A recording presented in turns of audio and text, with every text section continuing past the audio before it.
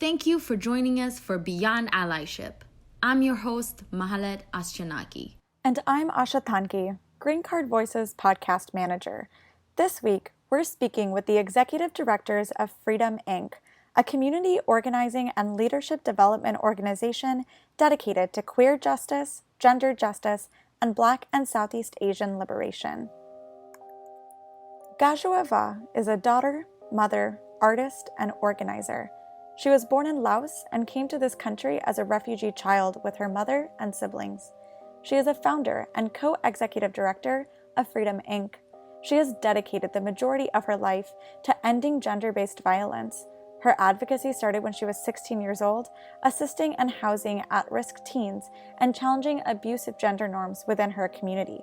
In the past 20 years, Vaj has spent her life working to build collective power and social change within Southeast Asian and Black communities.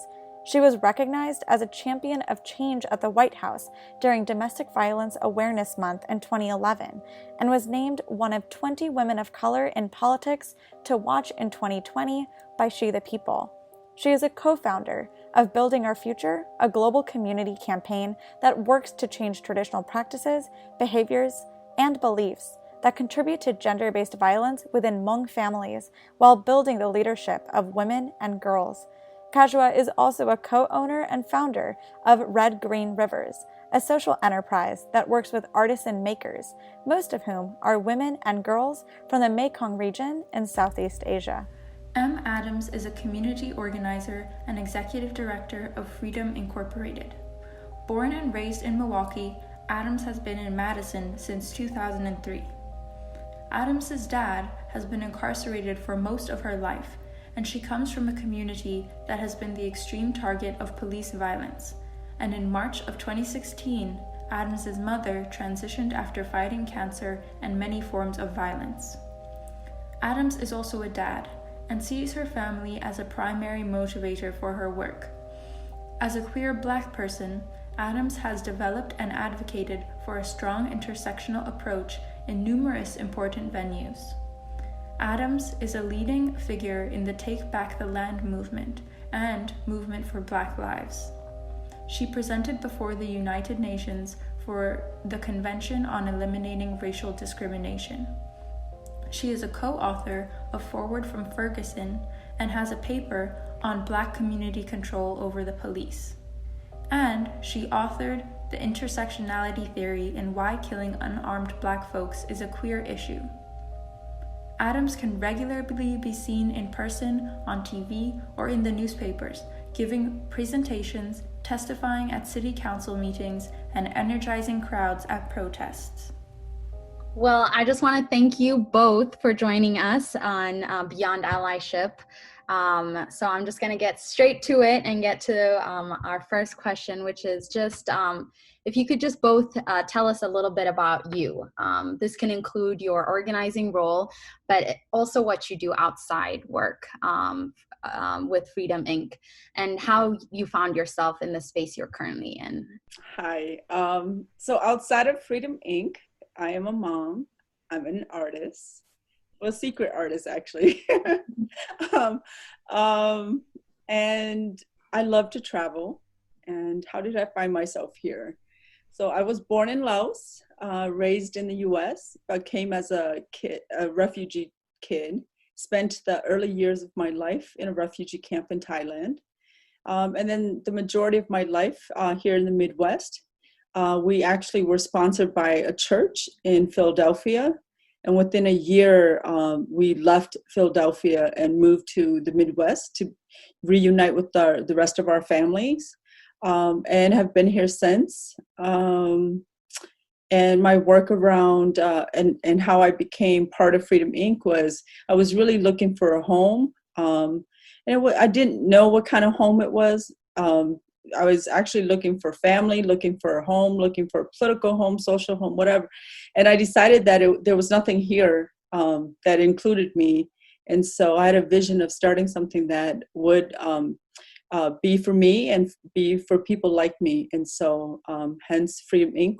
became a thought, and then became a concept, and then became a nonprofit. And so 17 years later, or actually 20, since the dream of Freedom Inc. 20 years later, here we are. So that's a little bit about me. Hey, what's up? My name is M. I use any gender pronoun said respectfully, so it's appropriate to refer to me as she or her, or he or him, they or them. That all feels good and fine for me. So I'm born and raised in Milwaukee, Wisconsin. My grandparents on my mother's side are from Arkansas, and they came up as teenagers, young adults. I think like many other Black folks, thinking that there perhaps was more opportunity here. So my grandfather actually fought in the war, the Korean War, and then did different types of work, mainly like working with his hands.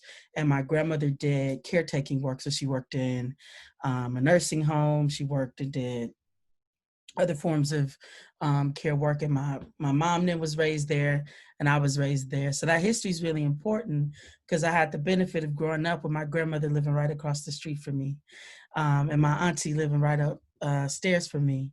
And so what that means is I was really raised, I think, with just some incredible Black women who really taught me a lot about survivorship just by doing, and taught me a lot about what was possible based on how they also saw the world. So I always talk about my grandmother's moral compass really being the anchor of my political thoughts in terms of what I think the world should be like, what is it that we deserve as a people, and really speaking from a place of what is possible and affirmation rather than a place of like lack and deficit. And so I grew up with that, thinking that, feeling that, being my grandmama's baby, my mother's baby too, my TT's baby too.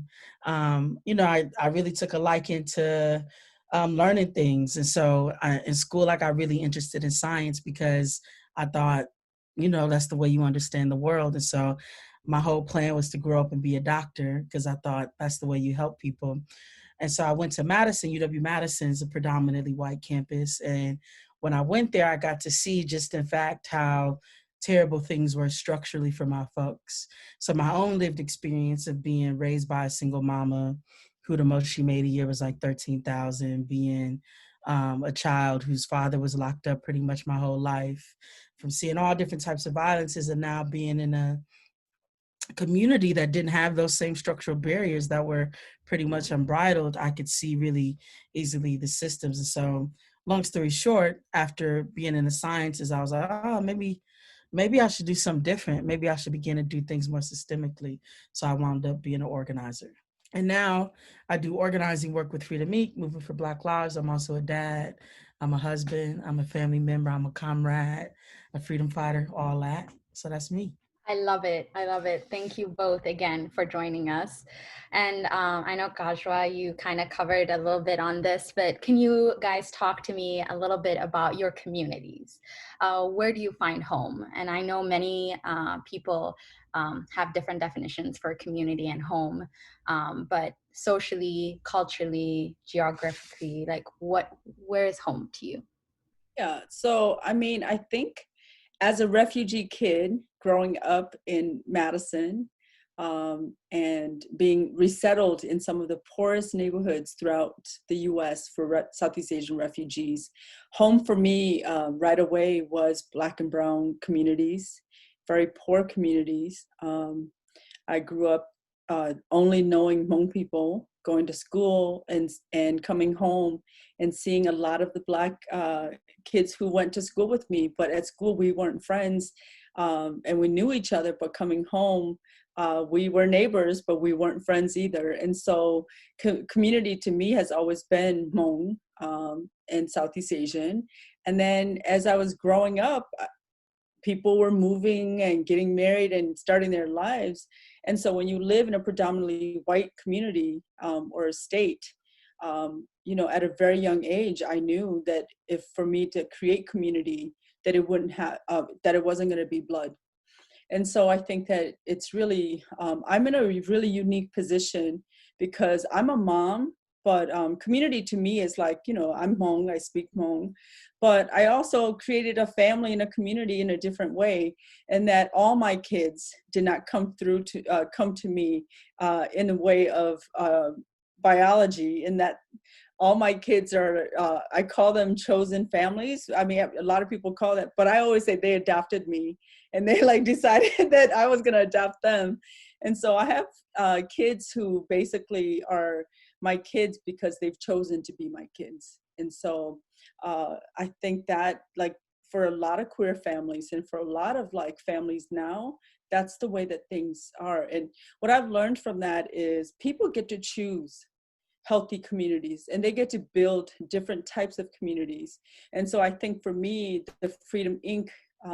And living and the vision of what that was going to look like really manifest itself within my family and within my children. And that whatever I decided to build as a Freedom Inc. organization really also can be seen through my kids in that way. So that's also community for me. So when I think about that, I think about my kids are chosen. My kids, they chose me because I was healthy for them, and I chose them, and we chose to build a different family, a different healthy community. We don't come from the same background. We don't come from the same race. And so I think that has been a vision of what community actually looks like for me. You know, I get a lot of my sense of homemaking and community making and world building from the different groups I'm a part of. So just being Black, being in the inner city of Milwaukee, so much of who your family was literally your block, your hood, like who you grew up with. And so I grew up with, you know, a very proud identity of being an Adams, like being inside of my clan, but also being a member of like 26th Street, of being a member of everybody on this block. And those bonds and that kinship was as viable, as real and as textured as my biological brother. And so I had always known that your family could be as big as you make it. And then as I further developed into my own being as a queer person, that layered onto my concept about what family is. And so for me, I am always making home, right? I think the story of being Black people, of being a people who are dispossessed due to the violent and inhumane chattel and slavery, here in the US, we are always homemaking. We are always establishing a Black homeland, perhaps a Black indigeneity in terms of what it means to have been made in the Middle Passage. And so I'm always homemaking. So whether I was in Milwaukee, now in Madison, or wherever I am, I'm always building with people in that way. And so as I got older, I did the same thing. So I did it, you know, Milwaukee still feels like home to me. My Adams family, my crew on the block, all of that's family for me. And then being a queer person, all of the queer folks was family to me too. It's like, what's up, fam? We fam. Like, you just see each other and you know, like, all right, we fam. We feeding each other tonight. What you cooking, you know? So I think being able to just build bonds and kinship that way. And so now it also has really shaped how I too have now had children, right? Not biologically, but very much informed by those values and that culture and those politics, that family and home is really where you choose to invest and where you choose to build. Because I have had, you know, I do have biological family members who I know nothing about. And they don't feel like family or home for me. So I really do believe that is very much where you build. So when I think about who my people are, I think it's Black people. Pretty much anywhere Black people at, I'm like, this is home. I can do this. I can be here. I could, you know what I'm saying? We good. And it's even better if we got some queer people up in the house. So that's what I think of. I love it. I love it. And just going forward, specifically looking at your organizing, was there a particular moment that gear switched for you and your relationship with organizing? A moment you decided to become more involved? You know, that's a complicated question because there are a few different moments I can think of where I'm like, where that felt like points of no return in some ways. And each one of those moments has taught me something different.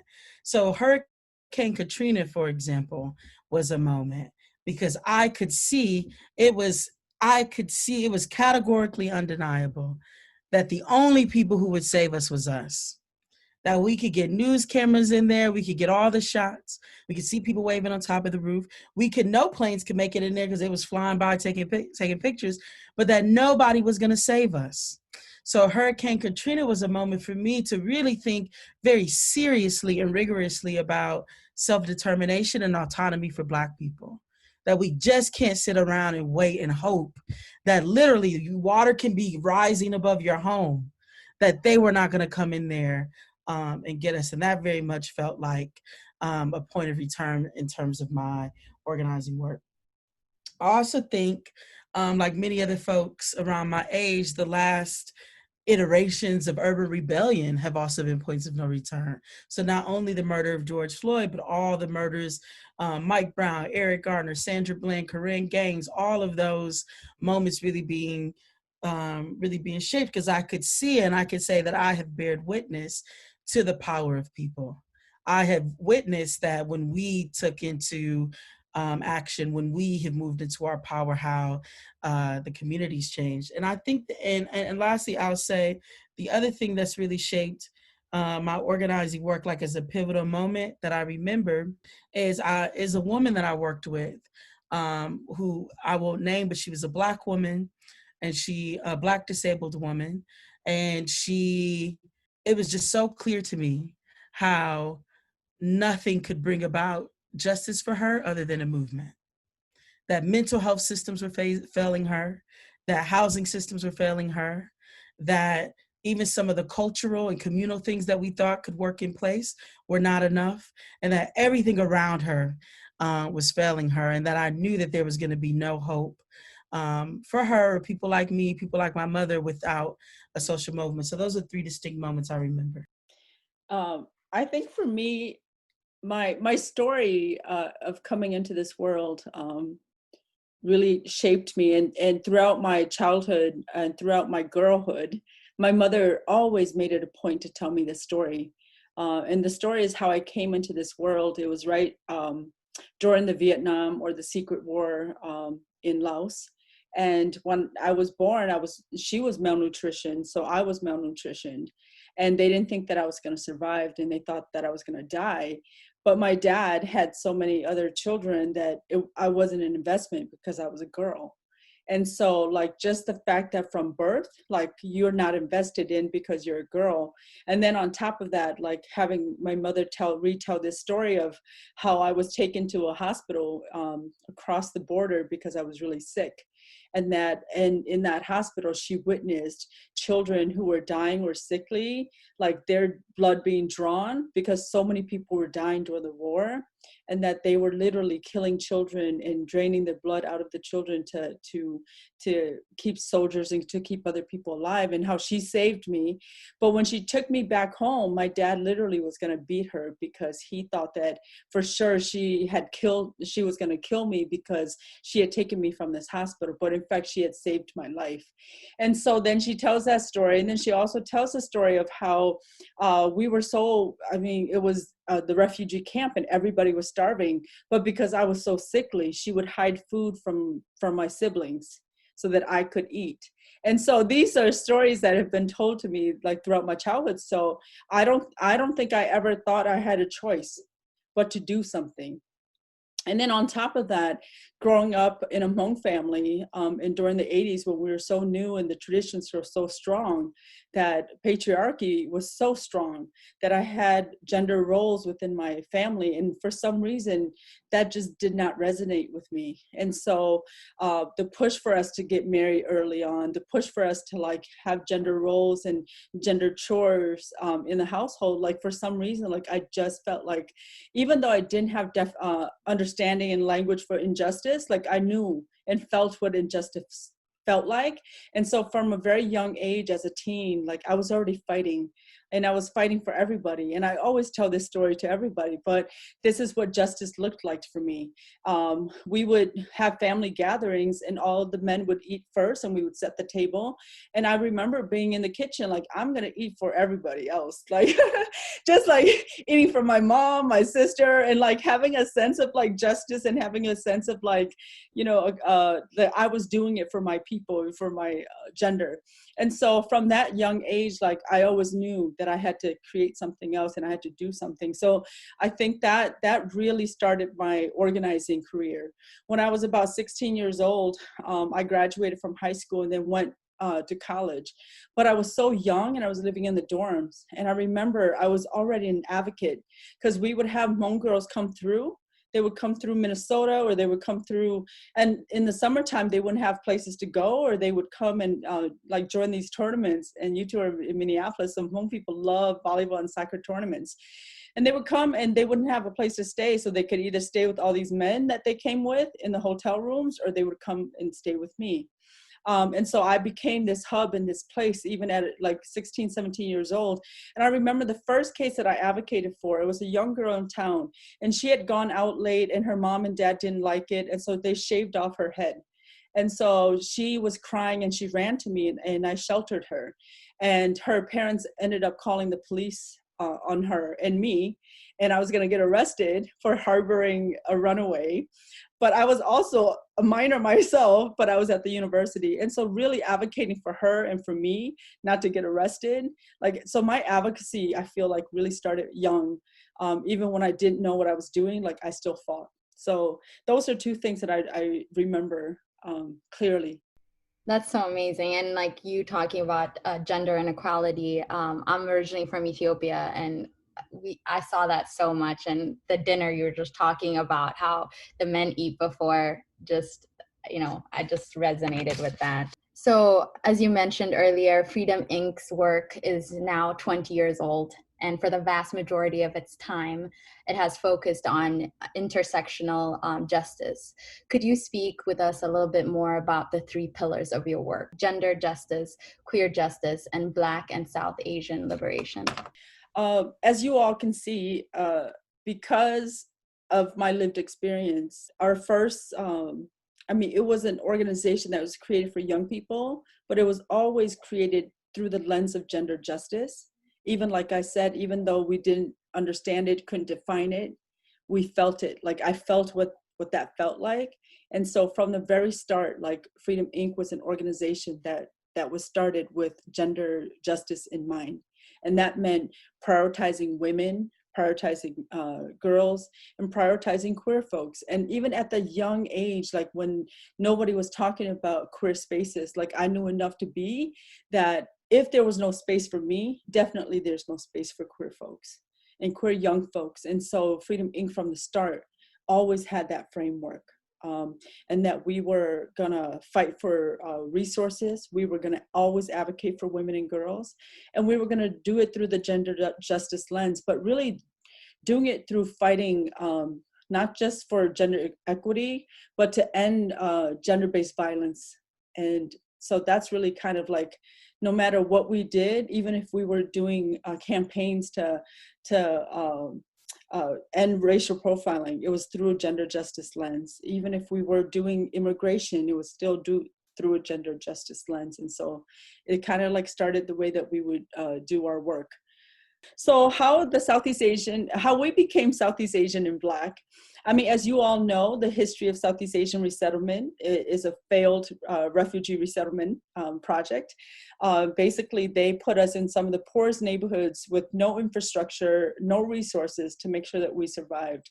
And so growing up, like especially in Madison, and I'm sure, in Minneapolis and St. Paul too, in Madison, we had hubs of poor people, so communities of poor people, and they would say, then you would be resettled in this community. But we were resettled with Black and brown folks, and we had no understanding of each other's language, each other's like culture, nothing. And so like I was telling you all, we went to school, we knew that we lived in the same neighborhood, but we weren't friends.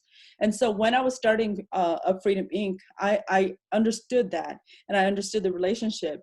And so in starting Freedom Inc., we would go and do girl-specific programming for Hmong girls in these neighborhoods.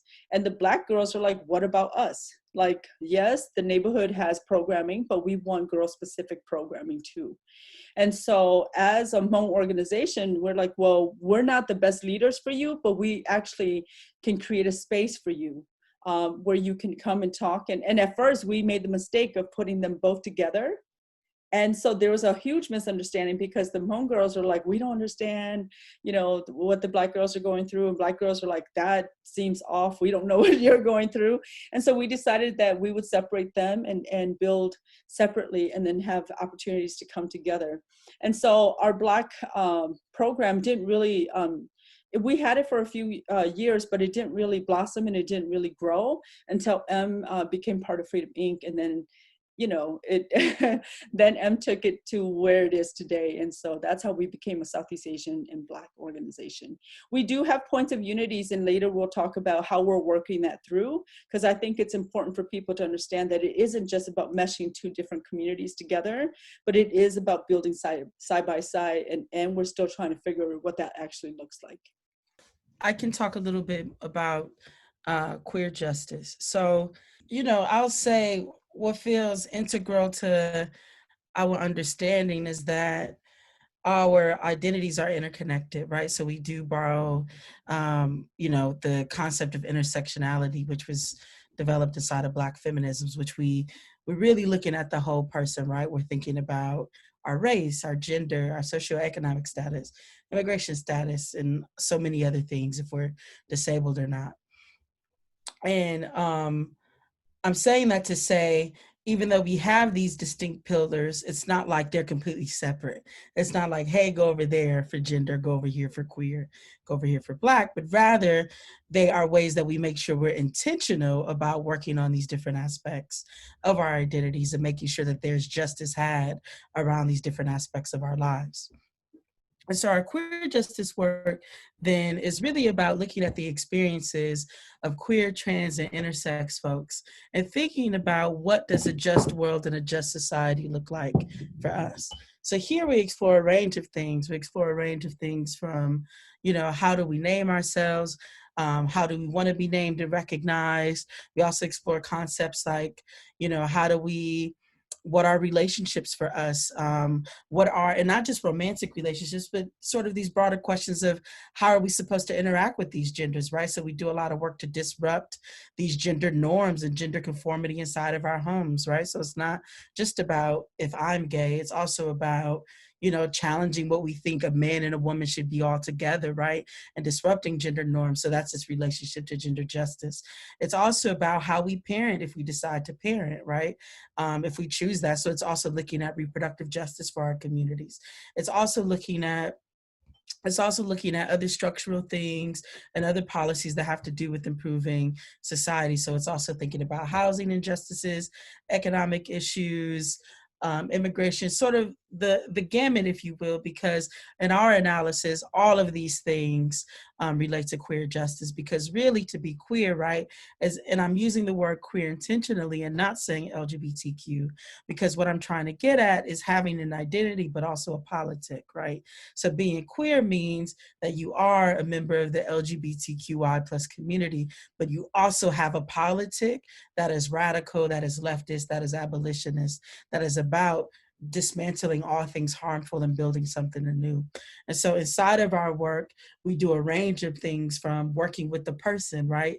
How is it that we can help restore wholeness and wellness, to how do we then transform relationships, family structures, communities to be fulfilling and meaningful for our folks and queer folks. And then 3, how do we change structures and the broader systems? And what I can say is it has been, so yes, like I think about even our work inside of like the movement for Black lives and just other movement formations that we've been part of, it has been having a Black liberation analysis, but also having a radical queer Black feminist liberation analysis that has been what has made us different, which has made us be more advanced, which has made us be more comprehensive in world building and transforming the world to be what we want it to be.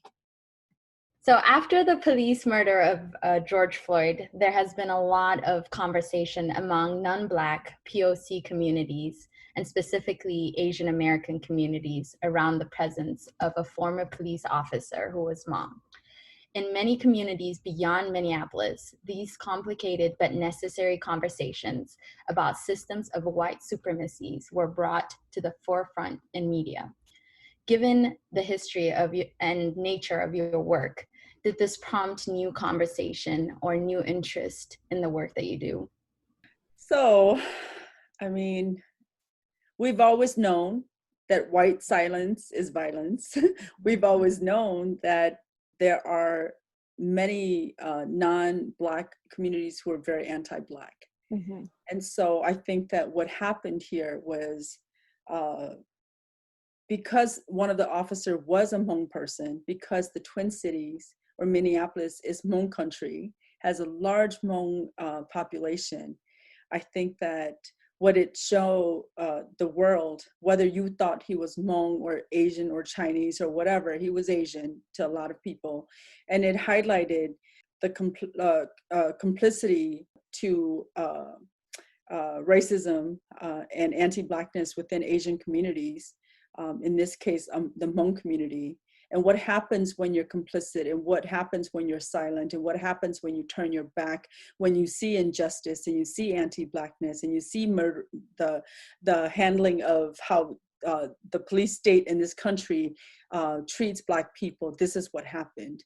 And so I think that the death of George Floyd was a awakening for many of good Asian people who aren't racist, but and are working on their anti-Blackness and are too afraid. And so it kind of showed us when we are silent as Asian Americans, what can happen on our watch.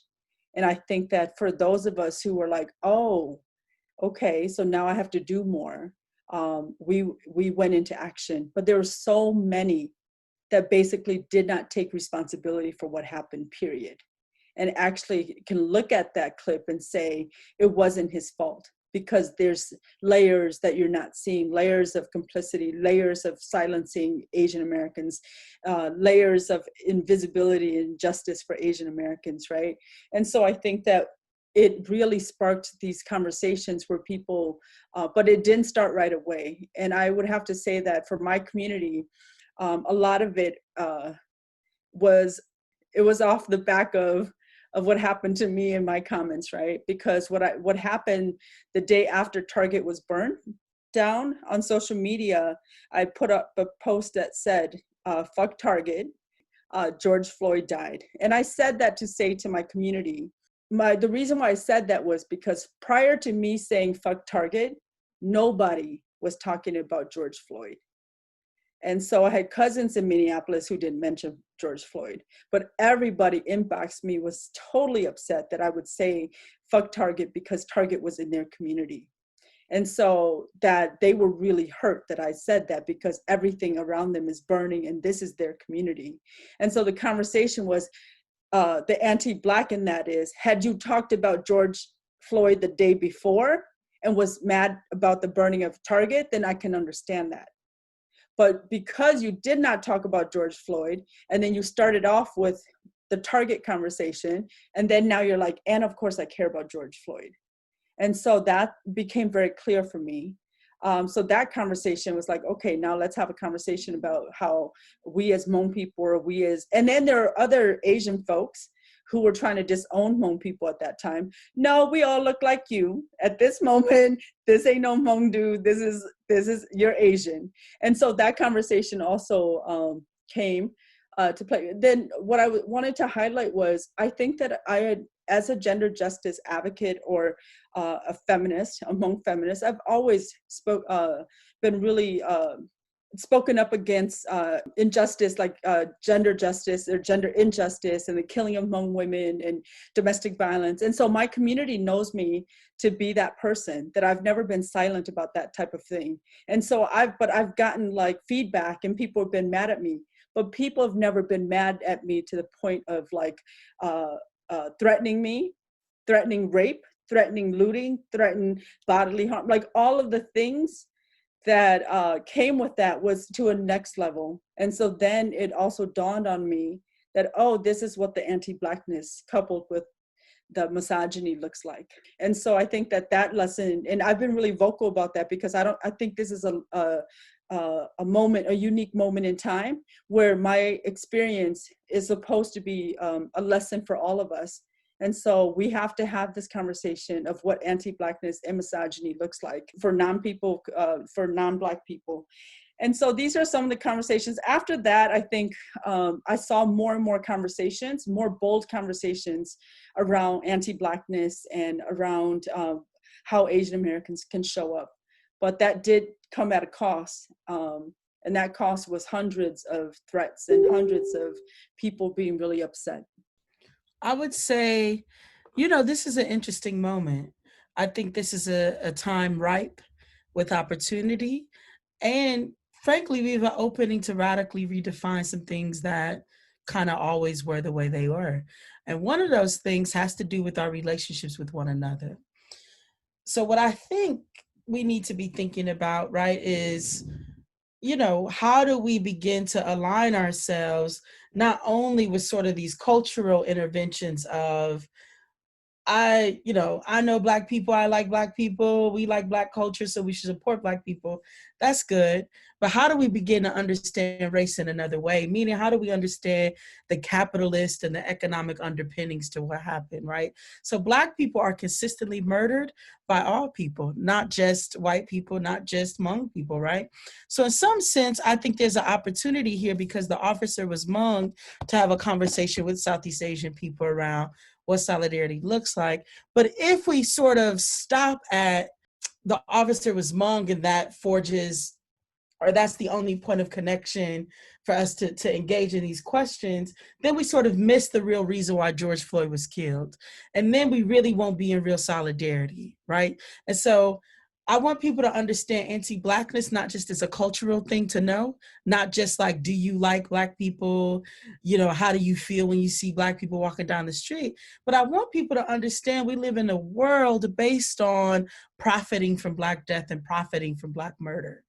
So the real pathway to solidarity then is not going to be liking Black music. That doesn't free me. That doesn't make me feel good or better.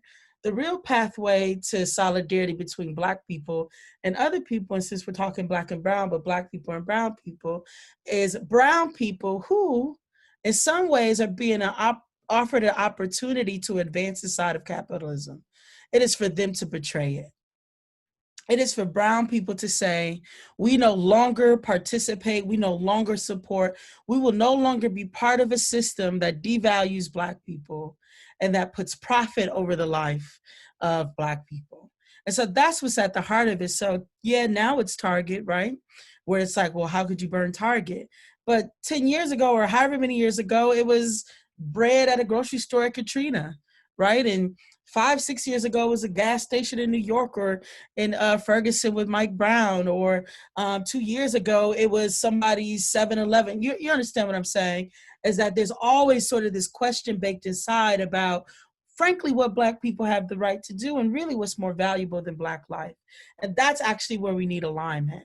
So we need people, right, to really build Black and Hmong camaraderie, family, solidarity. It is around those ideas wherever you are, right? So it is like being upset when you see Southeast Asian nail techs mistreating Black clients.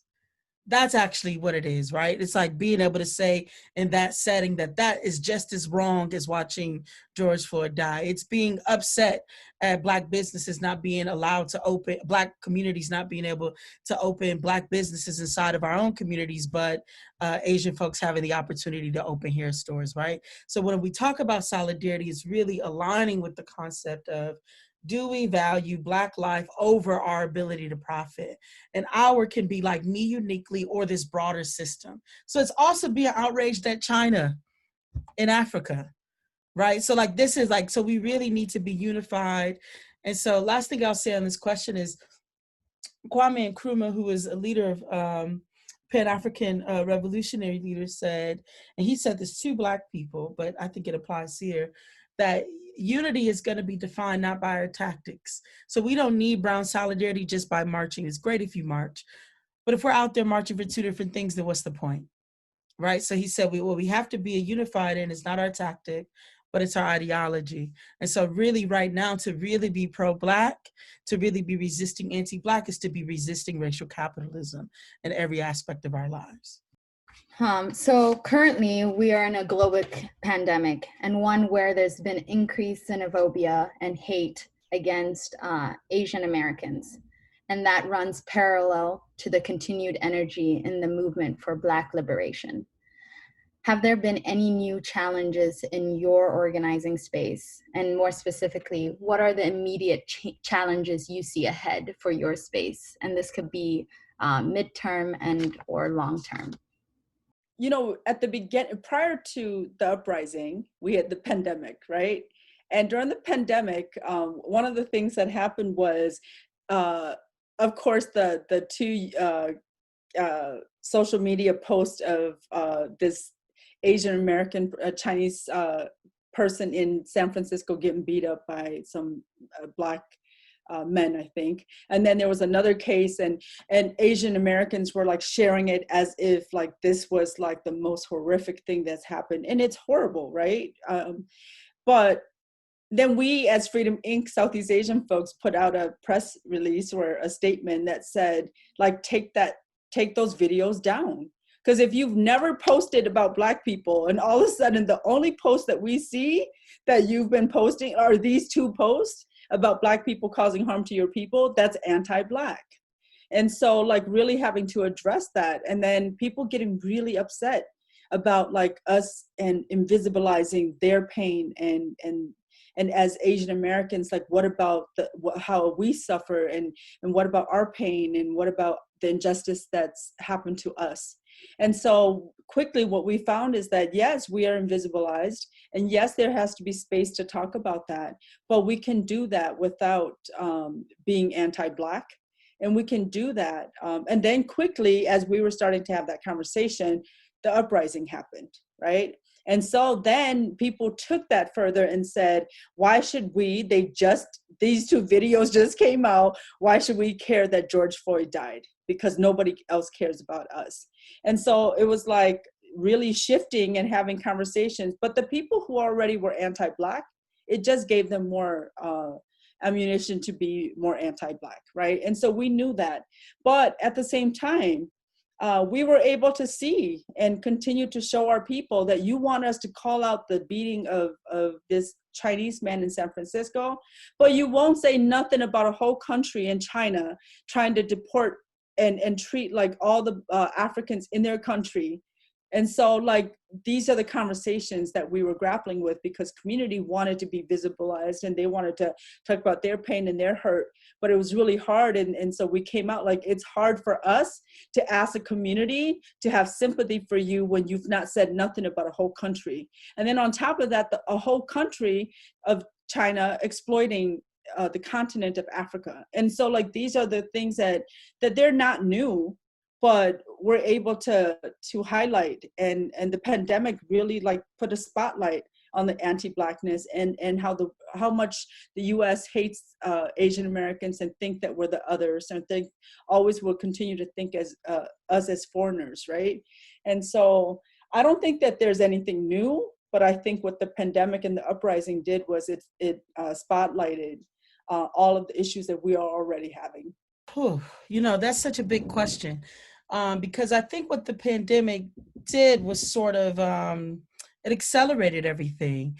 So I think we really got a chance to see how racialization processes happen in the United States, right?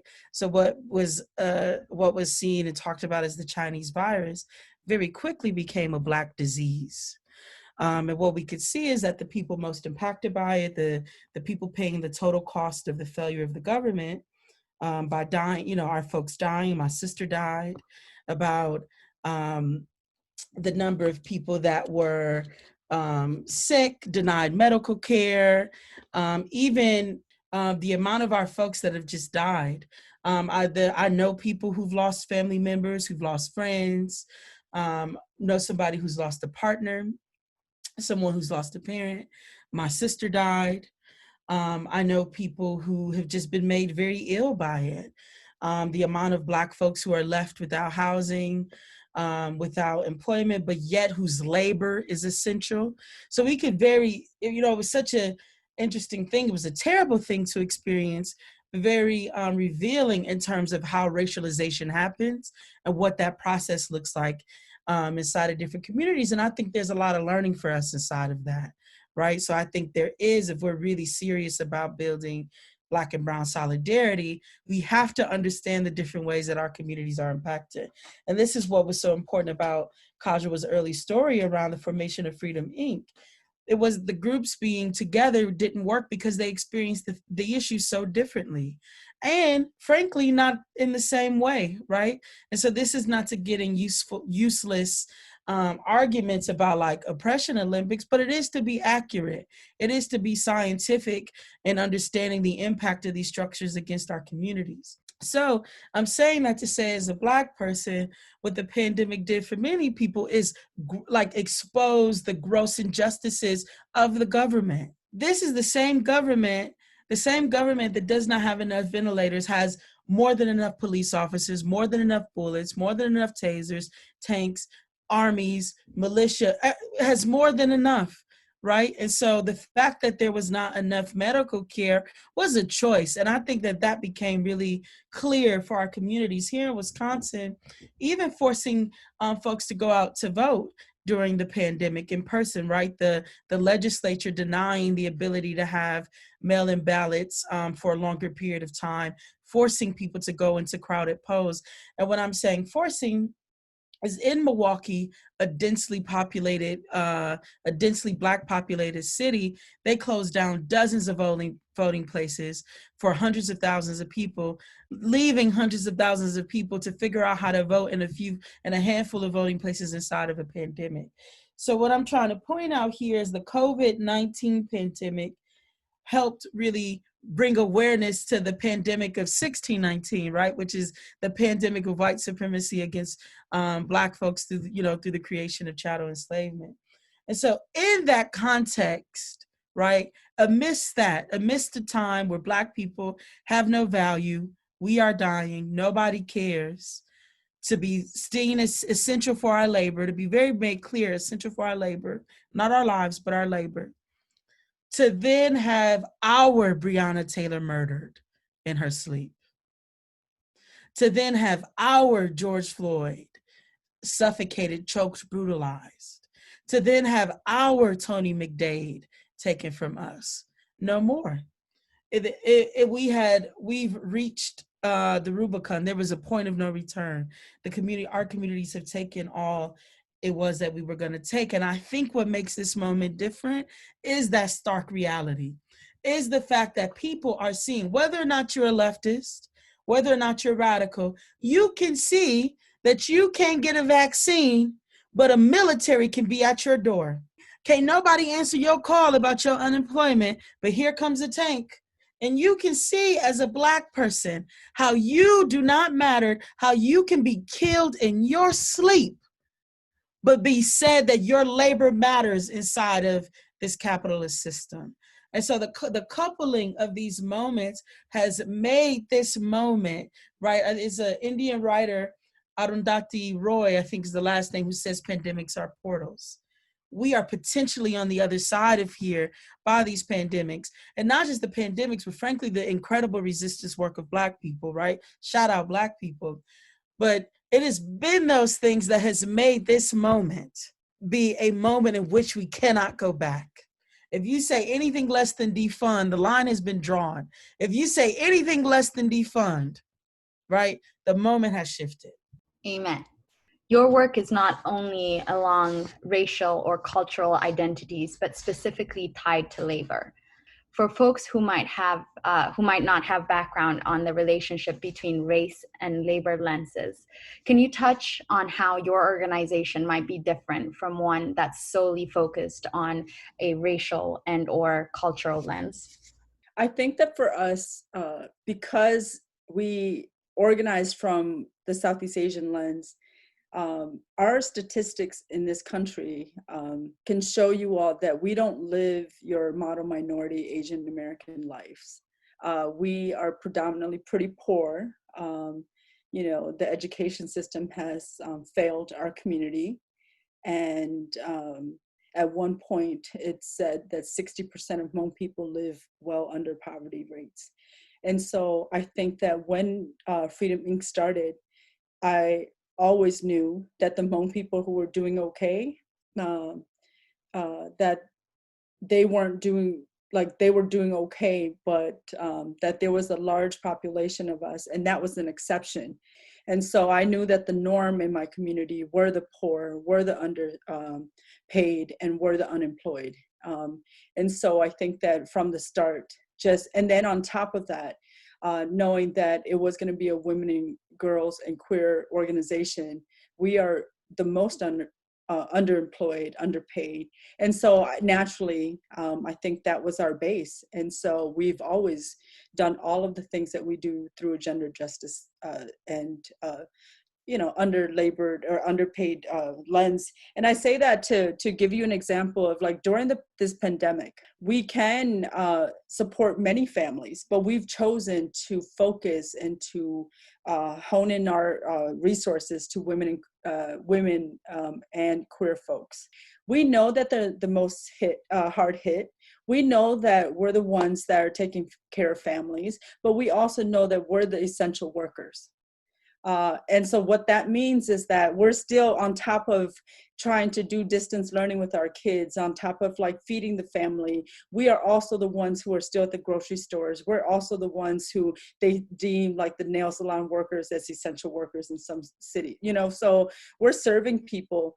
And so I think that through that lens, like, we always knew that our bodies for labor is important, but our bodies are not important when it comes to getting care through COVID, health, through assistance through COVID. And so I think that when I think about like how labor, how we've connected our base to labor, and to how we've done all of our work, and how we've moved resources, and how we particularly have prioritized this group of people, it is through the lens of understanding that throughout the world, women and queer folks are the most underpaid, but we have been the carriers of culture, and have been the carriers and the backbones of all villages throughout the world. And so I think that that's kind of been like our place in our the way that we've done our work. This is such an important question. I think one of the ways that we could fail the potential of this moment is to not understand capitalism's role inside of this. So a very, very brief history.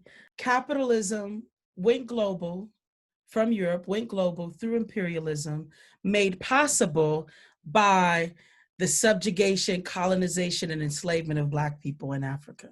Right? Those things happened at the same time.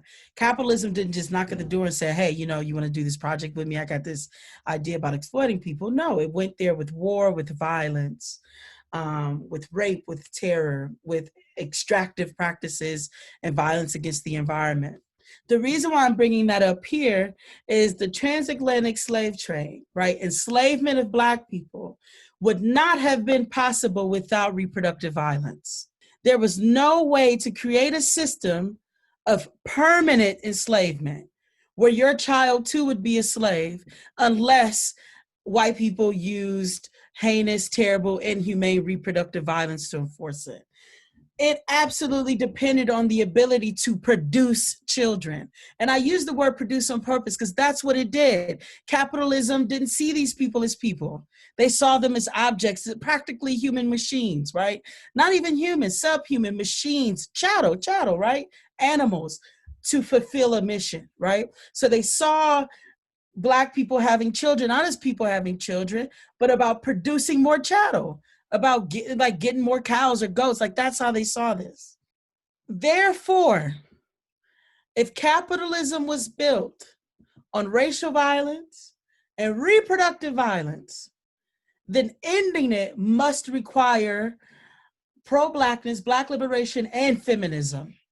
That we have to undo those things together. We cannot solve the issues impacting the Black community unless we fundamentally solve gender oppression. And so right now we see that happening with COVID, right? So notice, with the pandemic, these things all happened at the same time, right? The economy tanks, domestic violence rises. People are laid off of work. Women are tasked with even more jobs. Government systems don't want to help families out. Women are responsible for even more homemaking and education and healthcare and other things. Those things happen in tandem. We can't understand gender fully unless we understand capitalism. We can't understand capitalism fully unless we understand gender. And of course, race is certainly a part of that. But I want people to understand that, and I say this as a feminist, right? I'm a Black feminist materialist, which means I have to understand the economy's relationship to how gender is shaped and how gender shapes the economy. And right now we're seeing it, right? It's in our faces. I mean, even mainstream media has picked up the rise of domestic violence and sexual violence amidst COVID, right? The amount of children at home who are being abused without any recourse or support. The amount of sexual violence. If we look at policing systems, right? I think a lot of us who are progressive can recognize that police play a role in repressing communities and working on behalf of like capitalist agendas, but they're also patriarchal systems, right?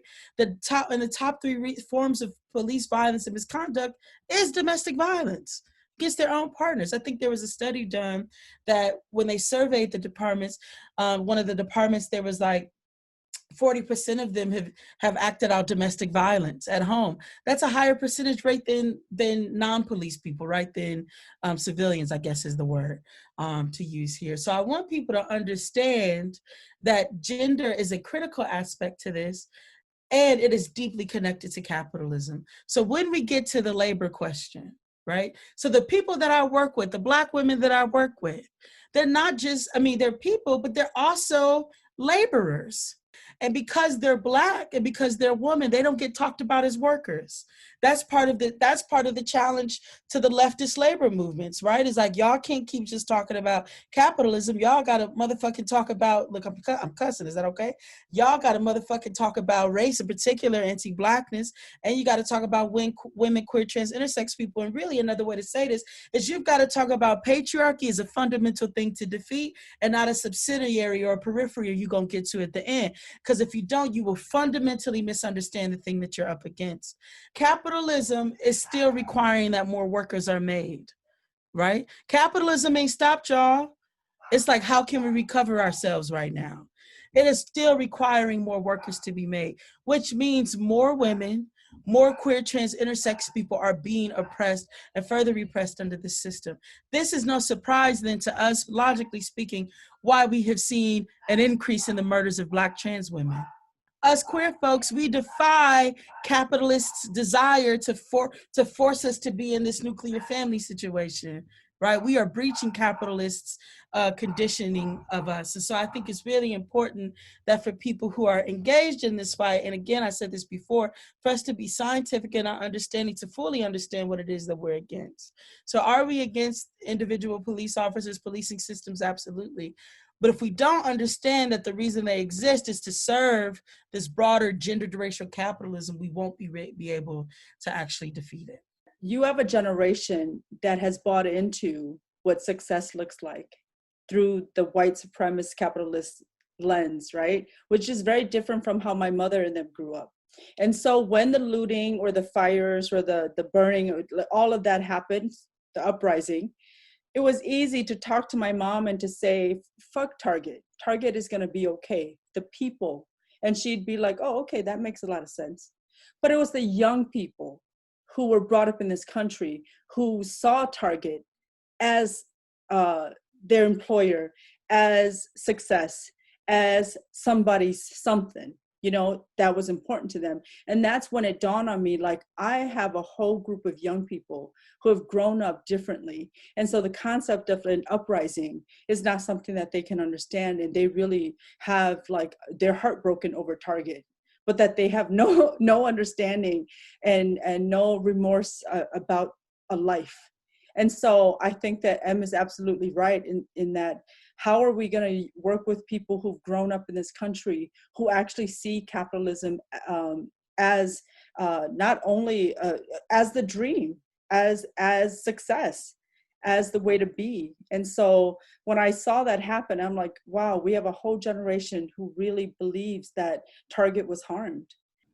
So looking forward, what are next steps that folks can get activated around? So outside of the policy stuff, I think that for Southeast Asians or for Asian Americans, I used to think that, I mean, number one, engage your own community, because when you don't engage them, like people have to like live out their anti-Blackness, and that's not fair.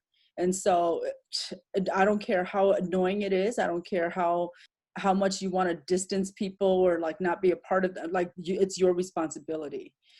Just because the receiving end is just horrific if you don't engage, number one. And then I used to talk about it in this way, like, was it enough to just be allies? And I used to be like, no, you got to be family. And then what I've learned, so from the Mike Brown uprising, and this is to all the Asian folks who are listening, from the Mike Brown uprising to being like more than allies, you got to be family, you got to care about each other, take care of each other, learn about what your Black family members need before a crisis, because during a crisis, nobody should be telling you what they need, like you should just know. To like now, it's like, okay, it's more than that. Like, it's actually, I'm not in the street with to protect you. That's not enough, because Southeast Asian folks are showing up and they were like the security team. And then it got like more violent and people are going to run us over and people came out with guns. You got to be out here because it means something to you to be out here. And so now it's like this conversation of like, it's not defunding the police because the police is bad to Black people. Defunding the police, like we can't always be on the sideline, because when it's defunded and schools get better, your people benefit. And so why should Black people continue to put their bodies on the line so the police can get defunded and then we get better schools and then you live through it? The conversation now is, what does defunding the police look like to Asian people? What is that fight for you? What does that actually mean for you? And so like really for us as Southeast Asians, like really talking to our people, what does that mean when you have better schools? What does that mean when you have better healthcare? What does that mean when you have the resources that you need so that you can thrive in this country? And that's what you're marching for, and that's what you're fighting for. But at the same time, it's okay to center those who are most oppressed, or those who are most marginalized. And that like teaching my people to be like, we're out here, we're fighting, but we're not the most marginalized. And it's okay to center Black voices, and it's okay to center Black, for resources to be centered around people. The lens of reparations in this country isn't about us. It's not about centering Asian people. It's not about centering Southeast Asian people. I guess I'm gonna end this with, how do you teach that to your own people? Because when you show up at the table, people start centering themselves and not understanding the history and not understanding the harm that's been done by the police. And so if we're moving funding from this department that has been, or this agency that has been most harmful to this community, how do they get reparations without you centering yourself? My job is to have them understand their history and what they've lived through, and to create space so that when they get into a space that doesn't center them, they don't take it over, or they don't feel like they're invisible. You know, I think it's everybody's job to participate in liberation. I think regardless of your race, ethnic group, gender, sexual orientation, disabled, whatever your identities are, I think everybody has a responsibility to move toward liberation and freedom, everybody. And I think this is a moment that demands it. And so I think everybody has a job. Everybody has something to sign up for and do. And so I'll just list a bunch of stuff, and then people should find out what assignment they're willing to take up. So the first thing is, I think you have to sign up to be a lifelong movement person. And that's going to look different for every person. Some people are going to be able to do this all the time, all day, every day, and this is all they think about, like me. And some people aren't going to be able to spend all their time doing that. But you have to be committed to it. And so whoever you are, wherever you are, you commit yourself to it. So if you're a teacher, you think about how is this going to live in your classroom? If you're an artist, if you're a mechanic, if you're a farmer, if you're an organizer, if you're a writer, you think you have to answer, how does abolition show up for me? How am I participating in it from where I am, right? Even if you can't come into the streets, how do you be part of building the thing, right? So we need people in the streets to tear down, but we also need people in all aspects of our lives to build up. Two, after you think about it for yourself, think about how you're going to do that with other people. Right? Are you talking to your spouse, your boo thing? Let them know what's happening, right? Are you talking to your family, your parents, your cousins, your homies, people down the street, buddy at the gym? You got to be talking to people. You got to be engaging with people in it, because the thing that we're trying to ultimately build, y'all, is a new world. And what's the point of a new world if you're the only one in it, right? So we're trying to build this thing with all of us. So you got to do it with other people. And if you have the time, then you join an organization.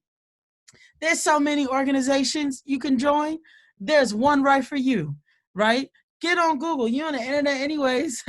Get on Google and Google some stuff wherever you are, right? Join an organization. And if you can't join an organization in the time of COVID, it's all kind of stuff online. Just like this podcast, keep listening to this podcast. Check out people's Zoom accounts. See what they plan on Facebook, on Instagram, on TikTok. There's videos everywhere. It is so many more resources available to people at their fingertips than I ever had as I was forming myself as a freedom fighter. So get in this struggle with other people. Join an organization. Other thing is moving to action. There are all different ways that you can take action, right? One, share those resources, right? Give them to an organization. If you like, I really can't be out there, but I wish I would, chip in some coins. Them coins go a lot of way. Many of us on the front lines are being hard hit. So shore us up. Make it so that we ain't got to worry about where our next meal is coming from, And if you can't give resources, you can give your time, your artistry in other ways, right? Or share the stuff on social media. You see a good article, share and tag that person you was just in an argument with. This is what I'm talking about. Make sure you tag them, right? Do that. Share, pull other people in it, take action. And wherever you are, right? If you're in a city, so we have a National Freedom Summer project that's in 8 localities. If you're in one of those cities, join up with the Movement for Black Lives, right? If you're in Minneapolis, check out the homies here. Shout out to Black Visions Collective. Shout out Miski, Candace, Aluchi, and all those amazing comrades holding it down. The other thing is, if you don't see an action that you can plug into, here's some general stuff that you can do. Write your mayor. Tell your mayor to defund. You ain't got to be in an organization to do that. Write them every day. Let them know what you think every day. Call them every day, right? Every time you get mad about something, call your mayor. Let them know you mad. You want to ask somebody a question, call the police. Ask them a question. Why y'all out here? Why y'all terrorizing people? Why y'all bothering people? If you get real mad, call Trump's ass. Matter of fact, you on Twitter, tweet him. There's just so much action you can take from your home. From your home. You can do this from your home. So I don't want to hear anybody's excuses about why they can't contribute. Absolutely, I care about people's wellness. Absolutely, people should take care of their health. We want people to be safe. We know it's a pandemic. We know that people have different capabilities, and we know that labor looks different, right? But wherever you are, there is something you can do, even if it's just that you believe. One of the things you can do is August 28th, we are having a Black National Convention, and it is going to be lit. I would tell you, but it's supposed to be a surprise, some of the stuff. You just got to believe me, and I wouldn't lie to you about this. So you can watch the Black National Convention, which is going to be Black community members, Black freedom fighters all around the country debating and setting a national Black agenda.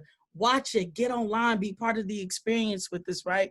What we just launched on July 20th was Freedom Summer, and it was so timely and so important that we did that. For many people who study movement, we just lost John Lewis, and he was a giant in Black organizing work and civil rights work. And one of the things that he did was so incredible with many other folks around the country is do Freedom Summer, which is famous for Mississippi Freedom Summer in 1964, which was a training program and a freedom fighting program to register as many Black people as possible to vote, as well as do community organizing work as they were fighting for Black political power. So in that vein, in that spirit, we are fighting for Black political power. So we have launched a Freedom Summer that speaks to our values as abolitionists, as Black queer feminists, as anti-capitalists, in 8 sites.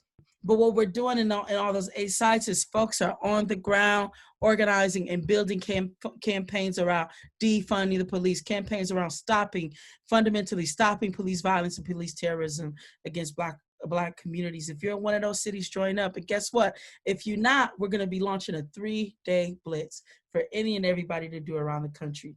2 days of political study with us around the importance of Black August, 1 day of action. And we're going to make sure there's a way for everybody to participate, because we need you in the movement, because the movement is made up of people. So check it out, infobl.org. I just want to say that we appreciate both of you so very much for coming on today and for sharing with us. This was just so amazing. We appreciate you both. Thank you. Thank you. Yeah. With that, thank you for joining us for this episode of Beyond Allyship. After listening to our conversation with Kabzuag and M, what are ways in which you're engaging with your community and across communities to stand in solidarity with our Black community? How are you educating yourself or taking concrete actions? We want to know. Send us your thoughts at podcast@greencardvoices.org.